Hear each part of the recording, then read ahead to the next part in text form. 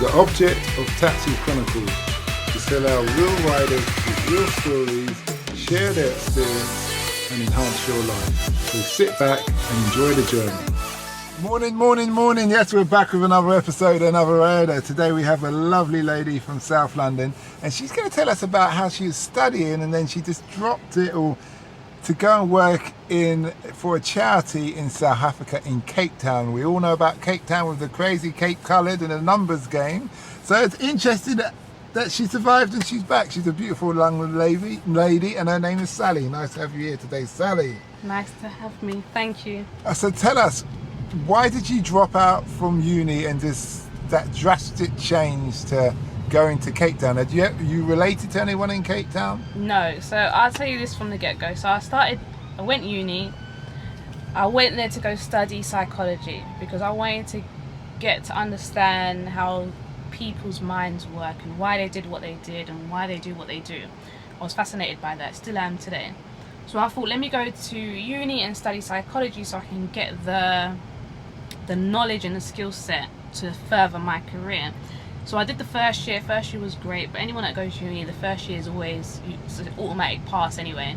The second year, that's when it started getting a bit technical, and that's when I realised my strengths and my weaknesses. Now my weaknesses was that I wasn't able to sit down and retain information, go home and write about what I've just learned and put it into my own words. I struggled with that, and I thought, okay, if I can't do this, if I'm struggling in the second year, why would I want to do the third year where I've had to do my dissertation, which is like 10,000 words? If I can't do 1,500, how am I supposed to do 10,000? So I thought, you know what, let's forget this. I've done 2 years, and then in the midst of that, best friend died, like literally just suddenly died, and I just thought, you know what, something has to. I need a change. I need to do something. So I just had a conversation with God, and I said, you know what, put me in the right space and just give me a message about what I should do next, because at this moment I've just left uni, I was working part-time, and I just needed something for me to realize that where I need to be and what I need to do has to make sense in it for me. So then God just said to me, Bex, just get on a flight and just help those that are less vulnerable. And I could have easily just done it in my own community. God said just go Cape Town, and so I did. I booked a flight, I went. Everyone was telling me, you're crazy, why would you go to the most dangerous areas of the world? For me, it wasn't about that. For me, it was more about my friend has just died, we're only 25, I can't be living by fear in it. So anything could happen to me at any time, whether my time is now or in the next 60 years, that's my time. So I got on that plane by myself, went to Cape Town, volunteered for like a Christian-based charity. So once again, it's God at the center of all of our purpose. And then I volunteered for maybe 2 weeks then, and then met some wonderful people, met some homeless people that, I know it wasn't like homeless London, it was like they're not homeless and they've got benefits. It's like they're homeless and that's it. That's the be all and end all. But they had a good heart and they were welcoming. We danced, we prayed, we sang, and then after about a week and a half, I travelled to another side of South Africa and I did a safari there. And that was, I think, one of the best things to see, you know, lions and giraffes up close, and do it with a bunch of people from all aspects of the world. So some of them were coming in from Canada, America. I met one girl from Brazil, and yeah, we bonded, we laughed, and me and the girl from Brazil, we came from 2 different parts of the world, and we still had the same issues that black people were facing.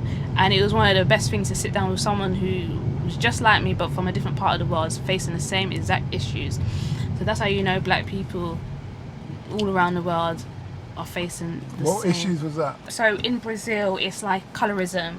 If you're light with wavy hair, then you're treated like the king and queen. If you're black, then it's like no respect. No one did this, treat you like you just, you know, dirt on the road. So that was a good conversation to have. So when I got back from Cape Town, what did I do? So I had left uni, and then I worked at a youth centre in Brixton, and I was there for like on and off like 2 years. Before we go into that, it's going back to the Cape Town. Yeah. What was your expectations of what it's going to be like to what it was really like? To be honest, I was so... My focus wasn't what is it going to be like. My focus was like, God has spoken to me, he's given me a message, and I'm here to just do the job. It wasn't, oh, is it going to be rough? Is it going to be okay? Can I walk And the thing is, I went there by myself, and I had to fend for myself. So on the very first day, my cab driver took me to like a random supermarket and was like, hey, go, because my suitcase got lost.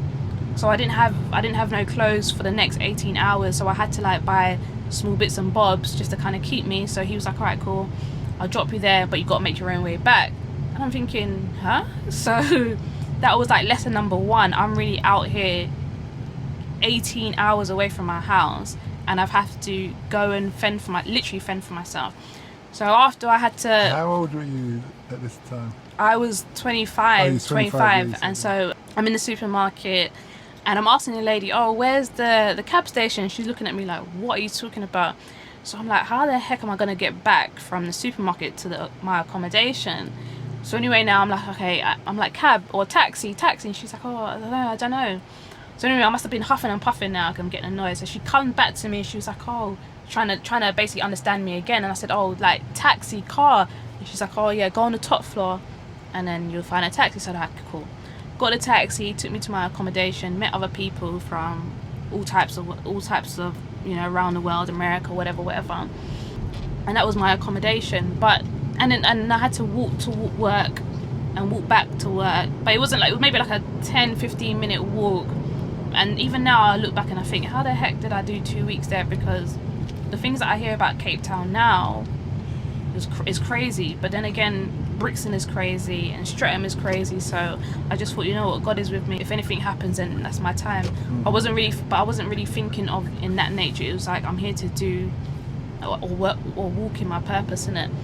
What was there any one time where you felt vulnerable? You felt like there's crime, someone approached? Yeah, there was one time where we went to this settlement, and so this is how I know that people are so crafty. Like, so there's a certain area in Cape Town where they put all the deprived and the most at risk, the most vulnerable into like a corner of Cape Town, away from the main town, away from the main community. And it's basically like they just, it's like hundreds of shelters, and that's like the government's way of saying, hey, this is for you guys, just stay here, live here, raise your kids, and this is our gift to you, innit? And when we went there, because we went there to provide like games, give out food and everything, and then one of the homeless guys that was on our program, he must have took me to the side to come and take me to like with some other homeless guys and to come chill there. But I'm just here, innit? So that doesn't sound good. Yeah, it wasn't good. And then one of the ladies that I was volunteering with, she grabbed me and she was like, Bex, come back. And then I think she told the guy like, what are you doing, innit? But to him it was like, no, I'm just taking Bex to come see my friends. And she was like, nah. That sounds like our case. Yeah. And then like when I left the settlement, there was like women standing in the corner prostituting, trying to make their money, but that was just life there, innit? And then some of the people that I worked with were living in that settlement. So so they were living there and going to work and back from there. But life over there is extremely hard. Like it's not, you're not poor and on benefits. It's like you're poor and sleeping outside, and you're fending for yourself and going into bins looking for food, or you're rich and white with barbed wire around your property. And they make that separation very clear out there. It's not with us. It's not like, okay, you can live in Lambeth and still be a bit broke, but you can also have a very nice house in Brixton. It's not like that in Cape Town. Very segregated. Very, yeah. Did you go to Durban, Johannesburg? No, that's on like the other side. Completely other side. Yes, that's just Cape Town to the south, yeah. So I've been to Durban and Johannesburg, but I didn't go to Cape Town. Okay, yeah. And I wasn't too interested in going there because of the race issue. I found was enough for me in Durban and South Africa and Johannesburg. Okay, yeah. And stuff. What would be your advice to somebody who's going to go there to do the same job as you? First things first, I would say, don't go there to get a picture picking up a black little boy or girl. Go there with a purpose in it. Go there because you genuinely want to help others. Go there because you understand the culture. Go there because you want to help the culture, you want to help the community, and you want to do your part. And remember, I was going there and paying out of my own pocket. Do you understand? So nothing was tied to a paycheck. So you have to be genuinely for people to help people. Mm-hmm. So yeah, that's what I would say. Did you find that, how did that help you mentally? It made me realise that capable of achieving or doing anything that I set my mind to. It wasn't a thing where I was like, oh, I need a friend to come or I need my partner to come. It was just me. Just me.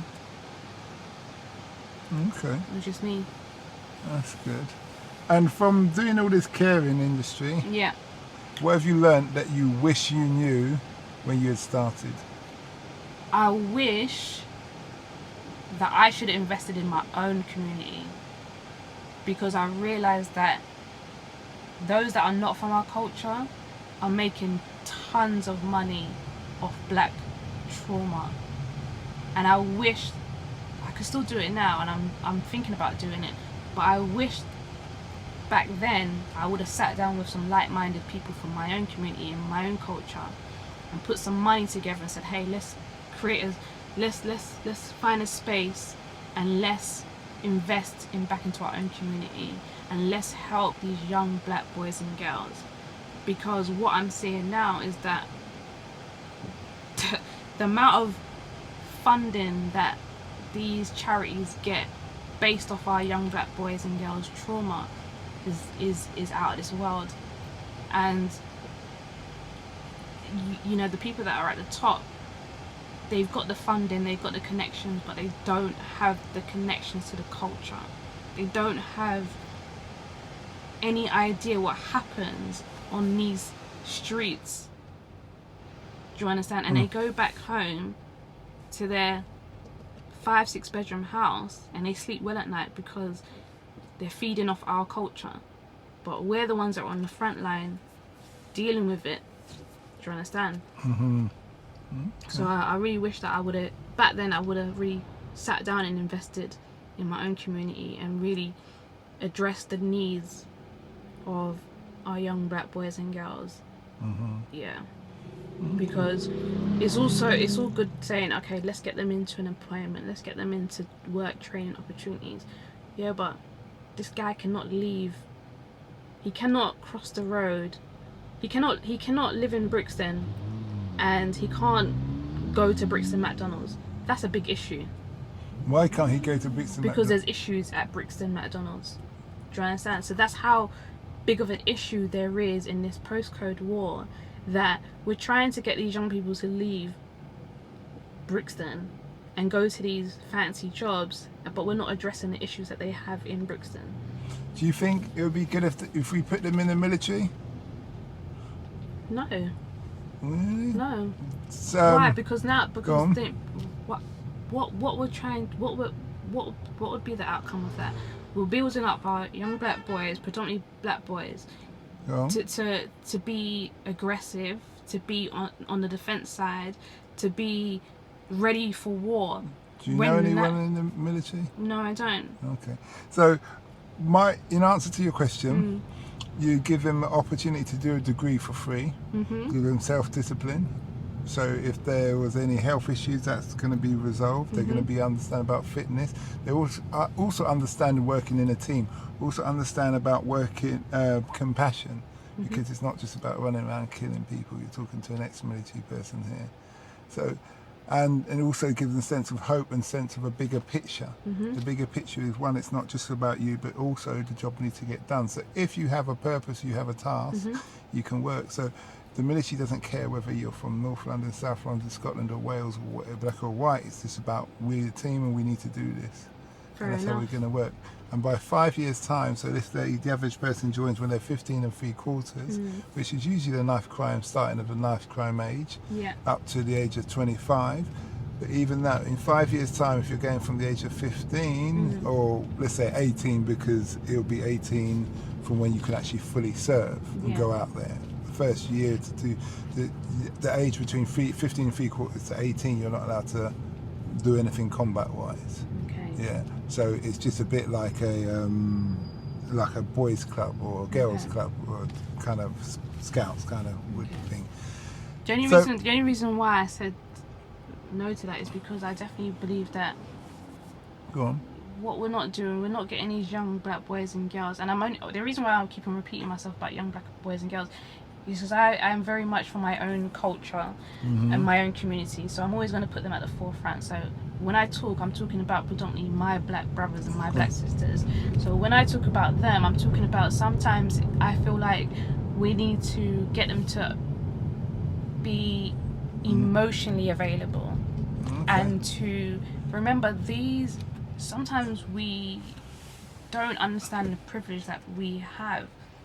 You know, the privilege for me to leave Fulton Heath and go to any destination in London, in the UK, around the world freely is a blessing. Is it that decisions are based on what they made?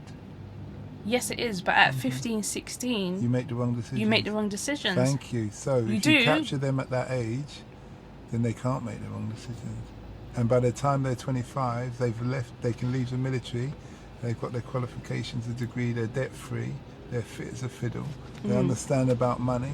They can read and write, and they have a skill and a trade, and they can contribute to society, if not travel the world. Yes, they could be train killers, or they could just be the tech guy or the post office guy who worked in the military. So there's lots of different avenues of jobs. That's why I put it that way. There is. But I just thought I'd throw that out to you because you're a person who has influence on these young people more than me. And maybe you want to throw that out there to them one time or that, you know. But we'll just see. This has been a great interview. We're coming to the end of the journey. I know you've got your interview coming up, we just call that a day. But we wish you well. Thank you. And we thank you for sharing your intimate story. Thank you. Okay. We hope that episode enhanced your life. We post an interview every day as well as vlogging on our social media channels. Don't forget to subscribe to get our latest episode.